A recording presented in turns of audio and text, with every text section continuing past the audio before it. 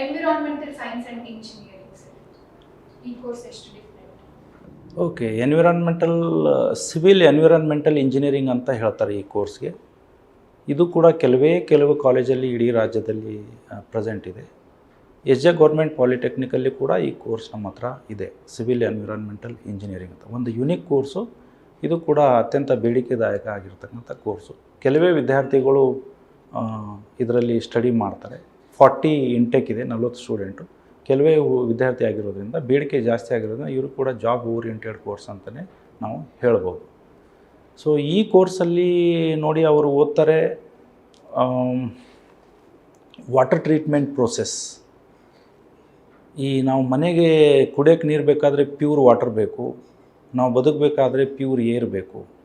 So air pollution in control, noise pollution in control, water pollution in control.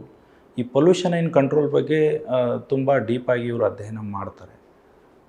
ಹಾಗಾಗಿ ಇವರಿಗೆ ತುಂಬ ಬೇಡಿಕೆ ಇದೆ. ಇನ್ನು ಕಾರ್ಪೊರೇಷನ್ಗಳಲ್ಲಿ ಸಿವೇಜ್ ಟ್ರೀಟ್ಮೆಂಟ್ ಇರ್ತದೆ, ಅದರ ಬಗ್ಗೆ ಕೂಡ ಇವರು ಓದ್ತಾರೆ. ಮುಖ್ಯವಾಗಿ ಪೊಲ್ಯೂಷನ್ ಕಂಟ್ರೋಲ್ ಮತ್ತು ವಾಟರ್ ಟ್ರೀಟ್ಮೆಂಟು ಬಗ್ಗೆ ಇವರು ತುಂಬ ಸ್ಟಡಿ ಮಾಡ್ತಾರೆ. ಸರ್, ಈ ಕೋರ್ಸ್ ಮಾಡಬೇಕಾದ್ರೆ ಏನೆಲ್ಲ ಎಲಿಜಿಬಿಲಿಟೀಸ್ ಇರಬೇಕಾಗುತ್ತೆ? ನೋಡಿ, ಡಿಪ್ಲೊಮಾ ಇನ್ ಸಿವಿಲ್ ಎನ್ವಿರಾನ್ಮೆಂಟಲ್ ಇಂಜಿನಿಯರಿಂಗಿಗೆ ಅಡ್ಮಿಷನ್ ತೊಗೊಳ್ಬೇಕಾದ್ರೆ ವಿದ್ಯಾರ್ಥಿಗಳು 10ನೇ ತರಗತಿ ಪಾಸ್ ಆಗಿರಬೇಕು. SSLC ಪಾಸ್ ಆದಮೇಲೆ ಇವರು ಈ ಕೋರ್ಸ್ಗೆ ಅಡ್ಮಿಷನ್ನ ತೊಗೋಬೋದು. ಅದಲ್ಲದೆ 10ನೇ ತರಗತಿ ಮೇಲೆ ಅಡ್ಮಿಷನ್ ಇವರು ತೊಗೊಳ್ಬೇಕಾದ್ರೆ 4ರಿಂದ 5 ರೌಂಡ್ ಅಡ್ಮಿಷನ್ ಪ್ರೊಸೆಸ್ ನಡೀತದೆ. ಮೊದಲು 2 ರೌಂಡು ಆನ್ಲೈನ್ ಅಡ್ಮಿಷನ್ ಆಗುತ್ತೆ. www.dt.karnataka.in ಅಂತ ವೆಬ್ಸೈಟಿಂದ ಅಲ್ಲಿ ಹೋಗಿ ಇವರು ಅಪ್ಲೈ ಮಾಡಬೇಕು. ಅಪ್ಲೈ ಮಾಡಿದ ಮೇಲೆ ಅವರು board of technical education Karnataka ರಾಜ್ಯಾದ್ಯಂತ ಅಪ್ಲೈ ಮಾಡಿರ್ತಕ್ಕಂಥ ವಿದ್ಯಾರ್ಥಿಗಳಿಗೆ ರ್ಯಾಂಕಿಂಗ್ ನಂಬರ್ನ ಅಲಾಟ್ಮೆಂಟ್ ಮಾಡುತ್ತೆ. ಟಾಪ್ ರ್ಯಾಂಕಿಂಗಿಂದ ಸೆಲೆಕ್ಷನ್ ಪ್ರೋಸೆಸ್ ಆಗಿ ವಿದ್ಯಾರ್ಥಿಗಳಿಗೆ ಮೊಬೈಲ್ಗೆ ಮೆಸೇಜ್ ಹೋಗುತ್ತೆ, ಯಾವ ಕಾಲೇಜಲ್ಲಿ ಯಾವ ಸೀಟ್ ಸಿಕ್ಕಿದೆ ಅಂತ. ಅವರು ಅಲ್ಲಿ ಆ ಕಾಲೇಜ್ಗೆ ಹೋಗಿ ಡಾಕ್ಯುಮೆಂಟ್ ವೆರಿಫಿಕೇಷನ್ ಮಾಡಿಸಿ ಅವರು ಫೀ ಪೇ ಮಾಡಿ ಅಡ್ಮಿಷನ್ನ ಮಾಡಬಹುದು. ಅದಲ್ಲದೆ PUC ಪಾಸ್ ಆದವರು ಮತ್ತು ITI ಪಾಸ್ ಆದವರು ಕೂಡ ಈ ಕೋರ್ಸನ್ನು ಅಡ್ಮಿಷನ್ ಮಾಡಬಹುದು. PUC ಮೇಲೆ ಇದನ್ನು ಲ್ಯಾಟ್ರಲ್ ಎಂಟ್ರಿ ಅಡ್ಮಿಷನ್ ಅಂತಲೇ ಸಪ್ರೇಟ್ ಪ್ರೊಸೆಸ್ ಇರುತ್ತೆ. ಅದು ಆಫ್ಲೈನೇ ಪ್ಯೂರ್ಲಿ ಆಯಾ ಕಾಲೇಜಲ್ಲೇ ಅವರು ಮಾಡ್ತಾರೆ. ಅಲ್ಲಿ ಹೋಗಿ ಕಾಲೇಜಲ್ಲಿ ಯಾವ ಕಾಲೇಜಲ್ಲಿ ಈ ಕೋರ್ಸ್ ಇದೆ ಅಲ್ಲಿ ಅಪ್ಲಿಕೇಶನ್ ಹಾಕಬೇಕು.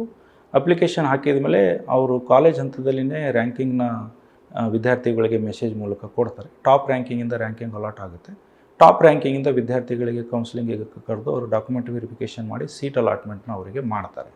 SSLC ಮೇಲೆ ಪಾಸ್ ಆದವರಿಗೆ 3 ವರ್ಷದ ಕೋರ್ಸ್ ಇದಾಗಿರ್ತದೆ. ಲ್ಯಾಟ್ರಲ್ ಎಂಟ್ರಿ ಅಂತಂದರೆ ITI ಮತ್ತು PUC ಮುಖಾಂತರ ಬಂದವರಿಗೆ ಇವರಿಗೆ ಬರೀ 2 ವರ್ಷದ ಕೋರ್ಸ್ ಇದಾಗುತ್ತೆ. SLC ಮೊದಲು ಬಂದವರಿಗೆ 3 ವರ್ಷ ಅಂದರೆ 6 ಸೆಮಿಸ್ಟ್ರು. ಲ್ಯಾಟ್ರಲ್ ಎಂಟ್ರಿ ಮುಖಾಂತರ PUC ಮತ್ತು ITI ಓದಿದವರಿಗೆ 4 ಸೆಮಿಸ್ಟ್ರ್ ಅಂದರೆ 2 ವರ್ಷ ಇವರಿಗೆ ಸ್ಟಡಿ ಆಗಿರ್ತದೆ. ನೇರವಾಗಿ 3ನೇ ಸೆಮಿಸ್ಟ್ರಿಗೆ ಇವರಿಗೆ ಅಡ್ಮಿಷನ್ ಕೊಡ್ತಾರೆ. ಆ 3ನೇ ಸೆಮಿಸ್ಟ್ರ್ ಜೊತೆಗೆ ಸಮ್ ಬ್ರಿಡ್ಜ್ ಕೋರ್ಸಸ್ ಅಂತ ಇರ್ತವೆ, ಕಾಮನ್ ಸಬ್ಜೆಕ್ಟ್ ಇರ್ತವೆ. ಫಸ್ಟ್ ಇಯರಲ್ಲಿ ಇರ್ತಕ್ಕಂಥ ಇವರು ಓದಿರೋದಿಲ್ವಲ್ಲ, ಹಾಗಾಗಿ ಮ್ಯಾಥಮೆಟಿಕ್ಸ್ ಆಗಿರ್ಬೋದು, ಇಂಗ್ಲೀಷ್ ಕಮ್ಯುನಿಕೇಷನ್ ಸ್ಕಿಲ್ ಆಗಿರ್ಬೋದು, ಪ್ರಾಜೆಕ್ಟ್ ಮ್ಯಾನೇಜ್ಮೆಂಟ್ ಸ್ಕಿಲ್ ಆಗಿರ್ಬೋದು, ಈ ಥರ ಒಂದು 4 ಸಬ್ಜೆಕ್ಟ್ಗಳು ಇದ್ದಾವೆ. ಆ ಸಬ್ಜೆಕ್ಟ್ಗಳನ್ನು 3ನೇ ಸೆಮಿಸ್ಟರ್ ಸಬ್ಜೆಕ್ಟ್ಗಳೇ ಇವರು ಓದಬೇಕಾಗುತ್ತೆ, ಓದಿ ಪಾಸ್ ಮಾಡಬೇಕಾಗುತ್ತೆ. ಎಷ್ಟು ವರ್ಷ ಬೇಕು ಕೋರ್ಸ್ ಮಾಡೋದಕ್ಕೆ? ಎಷ್ಟು ಖರ್ಚಾಗುತ್ತೆ? Diploma in civil environmental engineering ಓದಲಿಕ್ಕೆ 3 ವರ್ಷ ಬೇಕು. SLC ಮೇಲೆ ಬಂದವರಿಗೆ 6 ಸೆಮಿಸ್ಟ್ರು, ಲ್ಯಾಟ್ರಲ್ ಎಂಟ್ರಿ ಮುಖಾಂತರ ಬಂದವರಿಗೆ 4 ಸೆಮಿಸ್ಟ್ರು 2 ವರ್ಷ ಆಗುತ್ತೆ. ಅಷ್ಟರಲ್ಲಿ ಅವರು ಮುಗಿಸ್ತಾರೆ. ಆಮೇಲೆ ಇವರಿಗೆ ಖರ್ಚು ಅಂತ ಹೋದರೆ ಎಸ್ ಜೆ ಗೌರ್ಮೆಂಟ್ ಪಾಲಿಟೆಕ್ನಿಕ್ ಆಗಲಿ, ರಾಜ್ಯಾದ್ಯಂತ ಗೌರ್ಮೆಂಟ್ ಪಾಲಿಟೆಕ್ನಿಕ್ಗಳಲ್ಲಾಗಲಿ ಅತಿ ಕಮ್ಮಿ ಫೀಸ್ ಇದೆ. 4,270 4,270 ಅವರಿಗೆ ಓವರಾಲ್ ಫೀಸ್ ಇರುತ್ತೆ. ಅದರಲ್ಲಿ ಟ್ಯೂಷನ್ ಫೀಸು, ಬೋಧನಾ ಶುಲ್ಕ ಅಂತ ತೊಗೊಳ್ತಾರೆ, ಡೆವಲಪ್ಮೆಂಟ್ ಫೀಸ್ ಅಂತ ತೊಗೊಳ್ತಾರೆ, ಮತ್ತು ಇತರೆ ಶುಲ್ಕ ಅಂತ ಹೇಳಿ ಎಲ್ಲ ಸೇರಿ 4,270 ರೂಪಾಯಿ ಅವರು ತೊಗೊಳ್ತಾರೆ. ಬೋಧನಾ ಶುಲ್ಕ ಒಂದು 2,970 ಇದೆ, ಡೆವಲಪ್ಮೆಂಟ್ ಫೀಸ್ ಒಂದು 500 ಇದೆ, ಇತರೆ ಶುಲ್ಕ ಒಂದು 830 ಎಲ್ಲ ಸೇರಿಸಿ 4,270 ರೂಪಾಯಿ ಅವರಿಗೆ ಫೀಸ್ ಆಗುತ್ತೆ. ಇದ್ರ ಜೊತೆಗೆ 350 ರೂಪಾಯಿ ಅವರು ಪ್ರತಿ ಸೆಮಿಸ್ಟರ್ಗೆ ಎಕ್ಸಾಮ್ ಫೀಸ್ನ ಕಟ್ಟಬೇಕು. ಇನ್ನು 3,050 ರೂಪಾಯಿ ಇಂಟು 6 ಸೆಮಿಸ್ಟರ್ ತೊಗೊಂಡ್ರೆ 2,100 ಆಗುತ್ತೆ. ಟೋಟಲಿ 14,910 ರೂಪಾಯಿ, ಆಲ್ಮೋಸ್ಟ್ ಒಂದು 15,000 ರೂಪಾಯಿ ಈ ಕೋರ್ಸ್ ಕಂಪ್ಲೀಟ್ ಕೋರ್ಸ್ ಇಡೀ 3 ವರ್ಷ ಕೋರ್ಸ್ ಮುಗಿಸ್ಲಿಕ್ಕೆ ಒಂದು 15,000 ರೂಪಾಯಿ ಅವರಿಗೆ ಖರ್ಚಾಗುತ್ತೆ. ಇದಲ್ಲದೆ ಅವ್ರು ಹಾಸ್ಟೆಲಲ್ಲಿ ಇರ್ತಾರಂತಂದರೆ ಹಾಸ್ಟೆಲಲ್ಲಿ ಒಂದು 2,500 ಎಕ್ಸ್ಟ್ರಾ ಆ್ಯಡ್ ಆಗುತ್ತೆ. ಅಲ್ಲಿ ಊಟನ ಡಿವೈಡಿಂಗ್ ಸಿಸ್ಟಮ್ ಇರುತ್ತೆ. ಎಷ್ಟು ವಿದ್ಯಾರ್ಥಿಗಳಿದ್ದರೆ ಅವರೇ ಎಲ್ಲ ಸ್ಟೂಡೆಂಟ್ ಟೀಮನ್ನೇ ಮಾಡಿರ್ತಾರೆ, ಊಟ ಅರೇಂಜ್ಮೆಂಟ್ ಮಾಡಿ ಫುಡ್ ಕಮಿಟಿ ಅಂತ ಮಾಡಿರ್ತಾರೆ. ಯಾವ ಊಟ ಮಾಡಬೇಕು ಅಂತ ಹೇಳಿ ಅವರೇ ಸೆಲೆಕ್ಷನ್ ಮಾಡ್ತಾರೆ, ಅವರೇ ಎಲ್ಲ ಮಾರ್ಕೆಟಿಂಗ್ ಆ ಟೀಮ್ ಮಾಡ್ತದೆ, ಫುಡ್ ಮಾಡ್ತಾರೆ. ಪ್ರತಿ ತಿಂಗಳು ಡಿವೈಡ್ ಆಗುತ್ತೆ, amount divided by all student. ಅದು ಡಿವೈಡಿಂಗ್ ಸಿಸ್ಟಮಲ್ಲಿ ಅಮೌಂಟು ಎಕ್ಸ್ಟ್ರಾ ಖರ್ಚು ಅವರಿಗೆ ಬರ್ತದೆ. ನೋಡಿ, ಸಿವಿಲ್ ಎನ್ವಿರಾನ್ಮೆಂಟಲ್ ಇಂಜಿನಿಯರಿಂಗ್ಗೆ ಪೊಲ್ಯೂಷನ್ ಕಂಟ್ರೋಲ್ ಬೋರ್ಡ್ ಅಂತ ಗೌರ್ಮೆಂಟ್ ಸೆಕ್ಟ್ರಲ್ಲಿ ಜಾಬ್ ಇದೆ. ಅದಲ್ಲದೆ ಎಲ್ಲ ಇಂಡಸ್ಟ್ರಿಗಳಲ್ಲಿ ಈಗ ಪೊಲ್ಯೂಷನ್ ಕಂಟ್ರೋಲ್ ಡಿಪಾರ್ಟ್ಮೆಂಟ್ ಇರಬೇಕಂತ ಕಂಪಲ್ಸರಿ ಮಾಡಿದ್ದಾರೆ. ಈ ಇಂಡಸ್ಟ್ರಿಗಳಲ್ಲಿ ಬ್ಲ್ಯಾಕ್ ಸೂಟ್ ಆಗಲಿ, ಫ್ಲೂ ಗ್ಯಾಸಸ್ ಆಗಲಿ ಹೊರಗಡೆ ಎನ್ವಿರಾನ್ಮೆಂಟ್ಗೆ ಸಾಕಷ್ಟು ಬರ್ತಾ ಇರ್ತದೆ. ಅದನ್ನು ಕಂಟ್ರೋಲ್ ಮಾಡಬೇಕು, ಇಂತಿಷ್ಟೇ ಲಿಮಿಟ್ ಇರಬೇಕು ಅಂತ ಪೊಲ್ಯೂಷನ್ ಕಂಟ್ರೋಲ್ ಬೋರ್ಡ್ದವರೇ ಹೋಗಿ ಅವರಿಗೆ ಚೆಕ್ ಮಾಡಬೇಕಾಗುತ್ತೆ, ಅವರಿಗೆ ಸರ್ಟಿಫಿಕೇಟ್ ನೀಡಬೇಕಾಗುತ್ತೆ. ಹಾಗಾಗಿ ಎಲ್ಲ ಇಂಡಸ್ಟ್ರಿಗಳಲ್ಲಿಯೂ ಪೊಲ್ಯೂಷನ್ ಕಂಟ್ರೋಲ್ ಡಿಪಾರ್ಟ್ಮೆಂಟ್ ಇದೆ. ಎಲ್ಲ ಇಂಡಸ್ಟ್ರಿಗಳಲ್ಲಿ ಇವ್ರ ಬೇಡಿಕೆ ಇದೆ ಪೊಲ್ಯೂಷನ್ ಕಂಟ್ರೋಲ್. ಅದಲ್ಲದೆ BWSSB ವಾಟರ್ ಟ್ರೀಟ್ಮೆಂಟ್ ಪ್ಲಾಂಟ್ಸ್ಗಳಿದ್ದಾವೆ. ನಮಗೆಲ್ಲ ಮನೆಗಳಿಗೆ ಪ್ಯೂರ್ ಟ್ರೀಟೆಡ್ ವಾಟರ್ ಬೇಕಲ್ಲ, ಕೆಮಿಕಲ್ ಟ್ರೀಟ್ಮೆಂಟ್ ಮಾಡಿ ಪ್ರೊಸೆಸಿಂಗ್ ಮಾಡಿ ನಮಗೆಲ್ಲ ಶುದ್ಧವಾದ ನೀರು ಕುಡಿಯೋಕೆ ಮನೆಗೆ ಕೊಡ್ತಾರೆ. ಆ BWSSBಯಲ್ಲಿ ಕೂಡ ಇವರಿಗೆ ಜಾಬ್ ಅಪಾರ್ಚುನಿಟೀಸ್ ಇದೆ. ಸೊ ಅದಲ್ಲದೆ ಅನೇಕ ಇಂಡಸ್ಟ್ರಿಗಳಲ್ಲಿ ಇವರಿಗೆ ಜಾಬ್ ಅಪಾರ್ಚುನಿಟೀಸ್ ಇದೆ.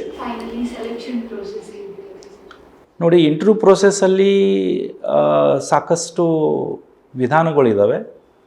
ಫೈನಲ್ ಇಯರ್ ವಿದ್ಯಾರ್ಥಿ ಬಂದ ತಕ್ಷಣ ನಾವೇನು ಮಾಡ್ತೀವಿ, ಅವರಿಗೆ ಯಾರೆಲ್ಲ ಜಾಬ್ಗೆ ಹೋಗಲಿಕ್ಕೆ ಇಂಟ್ರೆಸ್ಟೆಡ್ ಇದ್ದಾರೆ ಅವ್ರದ್ದು ಆನ್ಲೈನ್ ಮೂಲಕ ರಿಜಿಸ್ಟ್ರೇಷನ್ ತೊಗೊಳ್ತೀವಿ. ಒಂದು ನಮ್ಮದು ಪ್ಲೇಸ್ಮೆಂಟ್ ಟೀಮ್ನೇ ಇದೆ ಕಾಲೇಜಲ್ಲಿ, ಒಂದು 15 ಜನ ಪ್ಲೇಸ್ಮೆಂಟ್ ಕೋಆರ್ಡಿನೇಟರ್, ಪ್ರತಿ ಡಿಪಾರ್ಟ್ಮೆಂಟ್ ಕೋಆರ್ಡಿನೇಟ್ರು. ಅವರೆಲ್ಲ ವಿದ್ಯಾರ್ಥಿಗಳಿಗೆ ವಾಟ್ಸಪ್ ಗ್ರೂಪ್ನ ಕ್ರಿಯೇಟ್ ಮಾಡಿದರೆ ಅಥವಾ ಟೆಲಿಗ್ರಾಮ್ ಗ್ರೂಪ್ನ ಕ್ರಿಯೇಟ್ ಮಾಡಿದ್ದಾರೆ.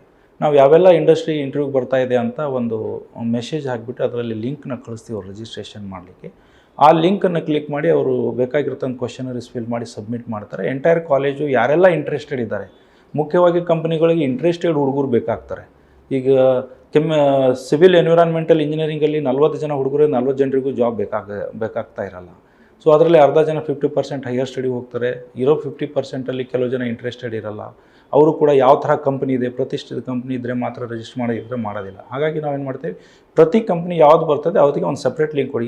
ಸೋ ಆ್ಯಂಡ್ ಸೋ ಕಂಪ್ನಿ ಈ ದಿವಸಿಗೆ ಬರ್ತಾ ಇದೆ, ಇದು ಸ್ಯಾಲ್ರಿ ಸ್ಟ್ರಕ್ಚರ್ ಇಷ್ಟಿದೆ, ಟ್ರೈನಿಂಗ್ ಟೈಮಲ್ಲಿ ಇಷ್ಟು ಡ್ಯೂರೇಷನ್ ಇದೆ, ಇಷ್ಟು ಸ್ಯಾಲ್ರಿ ಇದೆ ಟ್ರೈನಿಂಗ್ ಟೈಮಲ್ಲಿ, ಆಫ್ಟರ್ ಟ್ರೈನಿಂಗಲ್ಲಿ ಇಷ್ಟು ಸ್ಯಾಲ್ರಿ ಹೈಕ್ ಇರುತ್ತೆ ಅಂತ ಎಲ್ಲ ಡೀಟೇಲ್ ಇನ್ಫಾರ್ಮ್ ಜೊತೆ ಲಿಂಕ್ ಕಳಿಸ್ತೀವಿ. ಆ ಲಿಂಕಲ್ಲಿ ವಿದ್ಯಾರ್ಥಿಗಳು ರಿಜಿಸ್ಟರ್ ಮಾಡ್ತಾರೆ. ಅದರಲ್ಲಿ ಮುಖಾಂತರ ನಮಗೆ ಕೆಲವು ವಿದ್ಯಾರ್ಥಿಗಳು ಇಂಟ್ರೆಸ್ಟೆಡ್ ಹುಡುಗರು ಸಿಗ್ತಾರೆ. ಕಂಪ್ನಿಯವರು ಕೂಡ ತುಂಬ ಹ್ಯಾಪಿ ಆಗ್ತಾರೆ. ಯಾರೆಲ್ಲ ಇಂಟ್ರೆಸ್ಟೆಡ್ ಇದ್ದವ್ರದ್ದು ಡೇಟಾ ಮಾತ್ರ ಸಿಗುತ್ತೆ. ಅವರಿಗೆ ಇಂಟರ್ವ್ಯೂ ಪ್ರೋಸೆಸ್ ಮಾಡ್ತಾರೆ. ಕ್ಯಾಂಪಸ್ ಇಂಟರ್ವ್ಯೂನು ನಾವು ಕಾಲೇಜಲ್ಲಿ ಕಂಡಕ್ಟ್ ಮಾಡ್ತೀವಿ. 1 or 2 days campus interview process ಇರ್ತದೆ, ರಿಟರ್ನ್ ಟೆಸ್ಟ್ ಇರ್ತದೆ, ಓರಲ್ ಇರ್ತದೆ, ಆಮೇಲೆ ವೈವಾ ಇರ್ತದೆ, HR ರೌಂಡ್ ಇರ್ತದೆ. ಸಾಕಷ್ಟು ರೌಂಡ್ಗಳು ಇಡೀ ದಿನ ಪ್ರೋಸೆಸ್ ಅದು ನಡೀತದೆ. ಕ್ಯಾಂಪಸ್ ಇಂಟರ್ವ್ಯೂ ಮೂಲಕ ಇವರು ಸೆಲೆಕ್ಟ್ ಆಗ್ತಾರೆ. ಅದಲ್ಲದೆ ಆಫ್ ಕ್ಯಾಂಪಸ್ ವಿದ್ಯಾರ್ಥಿಗಳಿಗೆ ಕೆಲವು 3-4 ಹುಡುಗರು ಇದ್ದರೆ ಇಂಡಸ್ಟ್ರಿಗೆ ಯಾವ ಇಂಡಸ್ಟ್ರಿಯಲ್ಲಿ ಅವರಿಗೆ ಬೇಡಿಕೆ ಇದೆ ಅಲ್ಲಿ ಅವರಿಗೆ ಕಳಿಸ್ಕೊಡ್ತೀವಿ. ಅವ್ರು ಇಂಟರ್ವ್ಯೂ ಕೊಡೋದ್ರ ಮೂಲಕ ಸೆಲೆಕ್ಟ್ ಆಗ್ತಾರೆ. ಫೈನಲಿ ಸೆಲೆಕ್ಟೆಡ್ ಆದವ್ರ ವಿದ್ಯಾರ್ಥಿಗಳ ಮೇಲ್ ಮುಖಾಂತರ ನಮಗೆ ಲಿಸ್ಟ್ನ ಅವರು ಪ್ರೊವೈಡ್ ಮಾಡ್ತಾರೆ.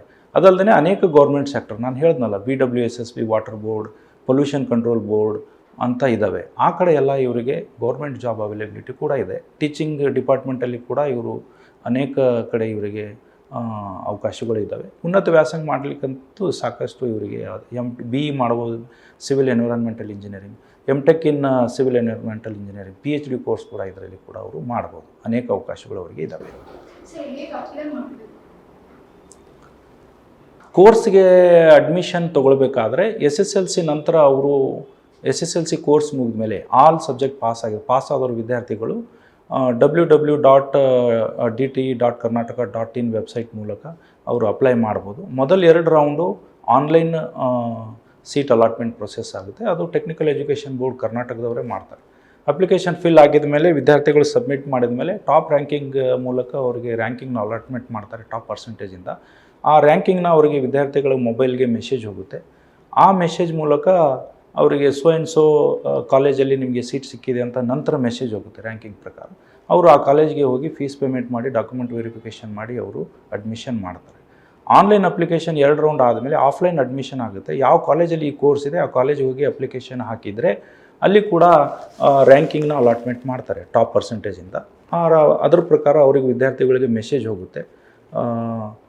ಆ ದಿವಸ ಯಾವ ದಿವಸ ಇಂಟರ್ವ್ಯೂ ಇದೆ ಅಂತ ಬರೋಕ್ಕೆ ಹೇಳ್ತಾರೆ. ಆ ದಿವಸ ಹೋಗಿ ಅವರು interview process, document verification process ಎಲ್ಲ ಫಾಲೋ ಮಾಡಿ ಆಮೇಲೆ ಅವರು ಅಡ್ಮಿಷನ್ನ ತೊಗೊಳ್ತಾರೆ ಫೀಸ್ ಪೇಮೆಂಟ್ ಮಾಡಿ. ನಂತರ ಅವ್ರ ಕ್ಲಾಸಸ್ ಎಲ್ಲ ಸ್ಟಾರ್ಟ್ ಆದಾಗ ಕ್ಲಾಸಸ್ ಅಕಾಡೆಮಿಕ್ಕೂ ಅವ್ರು ಅಟೆಂಡ್ ಮಾಡ್ತಾರೆ.